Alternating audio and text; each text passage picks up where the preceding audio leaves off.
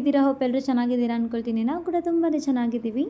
ಹಾಗೆ ನಾನಿವತ್ತು ಮಾವಿನಕಾಯಿ ಮಸಾಲೆ ಚಿತ್ರಾನ್ನ ಮಾಡ್ತಾಯಿದ್ದೀನಿ. ಸೊ ಒಮ್ಮೆ ನೀವು ಕೂಡ ಟ್ರೈ ಮಾಡಿ ಆಯಿತಾ. ಯಾರೆಲ್ಲ ನನ್ನ ಚಾನಲ್ನ ಇನ್ನೂ ಸಬ್ಸ್ಕ್ರೈಬ್ ಮಾಡಿಲ್ಲ ದಯವಿಟ್ಟು ಸಬ್ಸ್ಕ್ರೈಬ್ ಮಾಡ್ಕೊಂಡು ಚಾನಲ್ನ ನೋಡಿ. ಹೊಸದಾಗಿ ನೋಡ್ತಿರೋರು ದಯವಿಟ್ಟು ಸಬ್ಸ್ಕ್ರೈಬ್ ಮಾಡಿ, ಹಾಗೆ ಕಮೆಂಟ್ ಹಾಕೋದನ್ನು ಮರಿಬೇಡಿ. ಪಕ್ಕದಲ್ಲೇ ಬೆಲ್ಲೈಕನ್ ಇರುತ್ತೆ, ಕ್ಲಿಕ್ ಮಾಡೋದನ್ನು ಮಾಡಿ. ಮೊದಲಿಗೆ ಸ್ಟವ್ ಆನ್ ಮಾಡಿ ಒಂದು ಕಡಾಯಿನ ಇಡ್ತಾಯಿದ್ದೀನಿ. ಆ ಕಡಾಯಿಗೆ ನಾನಿಲ್ಲಿ ಒಂದು 2 ಟೇಬಲ್ ಸ್ಪೂನಷ್ಟು ಆಯಿಲ್ನ ಕೂಡ ಹಾಕೊತಾ ಇದ್ದೀನಿ. ಮೊದಲಿಗೆ ಕಡಲೆಬೀಜನ ಫ್ರೈ ಮಾಡಿ ಎತ್ತಿಟ್ಕೊಬೇಕಾಗುತ್ತೆ. ನಾನಿಲ್ಲಿ ಒಂದು ಅರ್ಧ ಕಪ್ಪಷ್ಟು ಕಡಲೆಬೀಜನ ಕೂಡ ಫ್ರೈ ಮಾಡ್ಕೊಳ್ಳೋಣ ಅಂತ ಹೇಳಿ ಫ್ರೈ ಮಾಡ್ಕೊತಿದ್ದೀನಿ. ಸೊ ಅದಾದಮೇಲೆ ಅದನ್ನು ಸ್ವಲ್ಪ ಬ್ರೌನ್ ಕಲರ್ ಬರೋ ತನಕ ಹುರಿದು ಎತ್ತಿಟ್ಕೋಬೇಕಾಗುತ್ತೆ. ನಂತರ ಅದಕ್ಕೆ ಸಾಸಿವೆ ಮತ್ತು ಕಡಲೆಬೇಳೆ, ಉದ್ದಿನಬೇಳೆನ ಕೂಡ ನಾನಿಲ್ಲಿ ಆ್ಯಡ್ ಮಾಡ್ಕೊತಾ ಇದ್ದೀನಿ.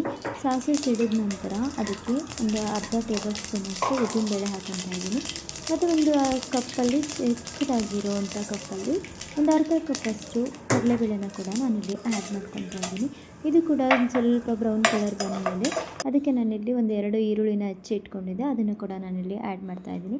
ನಾನಿಲ್ಲಿ ಮಸಾಲೆ ಅಂತ ಹೇಳಿದೆ ಅಲ್ವಾ, ನಾನು ಅದನ್ನು ಗ್ರೈಂಡ್ ಮಾಡ್ಕೊಳ್ಳೋದನ್ನು ಅದಕ್ಕೇನು ಜಾಸ್ತಿ ಇಂಗ್ರೀಡಿಯೆಂಟ್ಸ್ನ ನಾನು ಆ್ಯಡ್ ಮಾಡಿಲ್ಲ.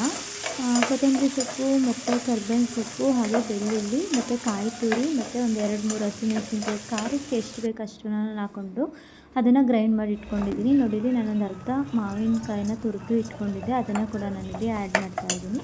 ಸೊ ಅದನ್ನು ಕೂಡ ಒಂದು ಸ್ವಲ್ಪ ಹಸಿ ಸ್ಮೆಲ್ ಹೋಗೋ ತನಕನೂ ಫ್ರೈ ಮಾಡ್ಕೋಬೇಕಾಗುತ್ತೆ. ಅದಾದಮೇಲೆ ನಾನು ರುಬ್ಬಿದ್ನೆಲ್ಲ ಮಿಶ್ರಣ ಅದನ್ನು ಕೂಡ ನಾನಿಲ್ಲಿ ಆ್ಯಡ್ ಮಾಡಿ ಒಂದು 2-3 ಮಿನಿಟ್ಸ್ ಅದನ್ನು ಕೂಡ ಹಸಿ ವಾಸನೆ ಇರುತ್ತಲ್ಲ ಅದೆಲ್ಲ ಹೋಗಬೇಕಲ್ವ. ಸೊ ಹಂಗಾಗಿ ಅದನ್ನು ಕೂಡ ನಾನೊಂದು 5 ನಿಮಿಷ ಎಣ್ಣೆಯಲ್ಲಿ ಫ್ರೈ ಮಾಡ್ಕೊತಾ ಇದ್ದೀನಿ. ಅದಾದಮೇಲೆ ರುಚಿಗೆ ತಕ್ಕಷ್ಟು ಉಪ್ಪನ್ನು ಕೂಡ ನಾನು ಆ್ಯಡ್ ಮಾಡ್ಕೊಂಡಿದ್ದೀನಿ. ಸ್ವಲ್ಪ ಹಳದಿ ಪೌಡರ್ನ ಕೂಡ ಹಾಕ್ಕೊಬೇಕಾಗುತ್ತೆ ಆಯಿತಾ, ನಾನು ಹಾಕಿದ್ದೀನಿ. ಸೊ ನೆಕ್ಸ್ಟು ನಾನು ಆವಾಗಲೇ ರೈಸ್ನ ಮಾಡಿ ಇಟ್ಕೊಂಡಿದ್ದೆ, ಅದನ್ನು ಕೂಡ ಮಿಕ್ಸ್ ಮಾಡ್ಕೊತಾ ಇದ್ದೀನಿ. ಕಡೆಯದಾಗಿ ಸ್ವಲ್ಪ ನಿಂಬೆಹಣ್ಣು ರಸನ ಕೂಡ ಆ್ಯಡ್ ಮಾಡಬೇಕಾಗುತ್ತೆ. ಮಾವಿನಕಾಯಿನೂ ಉಳಿಯಿತ್ತು, ಬಟ್ ಸ್ವಲ್ಪ ಟೇಸ್ಟಿಗಾದರೆ ಸ್ವಲ್ಪ ನಿಂಬೆಹಣ್ಣನ್ನು ಕೂಡ ಆ್ಯಡ್ ಮಾಡ್ಕೋಬೇಕಾಗುತ್ತೆ. ಹಾಗೆ ನಾನಿಲ್ಲಿ ಹುರಿದು ಎತ್ತಿಟ್ಕೊಂಡಿದ್ದಂತಹ ಕಡಲೆಬೀಜನ ಕೂಡ ಮಿಕ್ಸ್ ಮಾಡ್ಕೊತಾ ಇದ್ದೀನಿ. ಒಂದು ನಿಂಬೆಹಣ್ಣನ್ನು ಕೂಡ ನಾನಿಲ್ಲಿ ರಸನ ಹಾಕ್ಕೊತಾ ಇದ್ದೀನಿ. ಸೊ ತುಂಬಾ ಚೆನ್ನಾಗಾಗುತ್ತೆ ರೈಸು ಚಿತ್ರಾನ್ನ.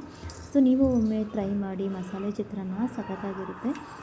ಮತ್ತು ಯಾರೆಲ್ಲ ಇನ್ನೂ ನನ್ನ ಚಾನಲ್ನ ಸಪೋರ್ಟ್ ಮಾಡಿಲ್ಲ ದಯವಿಟ್ಟು ಸಪೋರ್ಟ್ ಮಾಡಿ. ಹಾಗೆ ನೀವು ಒಮ್ಮೆ ಟ್ರೈ ಮಾಡಿ.